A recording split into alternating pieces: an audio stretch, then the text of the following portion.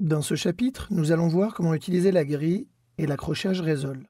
Nous pouvons afficher une grille de fond sur AutoCAD. Cette grille est représentée par un affichage type papier millimétré et nous allons pouvoir aussi activer ou désactiver le mode Résolve sur lequel nous reviendrons par la suite. Cette grille possède un pas et cette grille est modulée.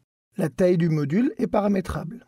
Nous allons nous mettre sur l'outil grille, cliquer avec le bouton droit de la souris, valider avec le gauche sur Paramètres.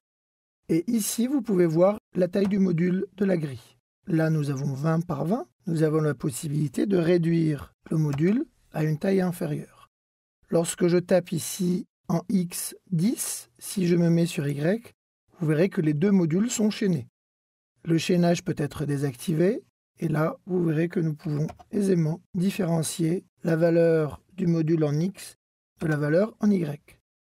Nous pouvons aussi demander à ce que AutoCAD affiche une grande ligne, c'est ce qu'on appelle les grandes lignes, c'est les lignes que vous voyez en plus foncé. Nous allons mettre 5 ici.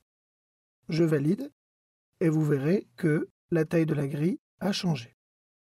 Nous allons par la suite activer la commande Résolve, tracer des lignes et vous voyez que là l'accrochage est parfaitement calé à la grille. Alors évidemment, si je vais avec le bouton droit de ma souris sur la commande Résolve, je clique sur Paramètres, j'ai activé mon accrochage et vous voyez que j'ai calé le pas de mon accrochage Résolve à celui de la grille. Si vous désactivez la commande Résolve en cliquant dessus, vous verrez que vous vous libérez complètement de cette grille.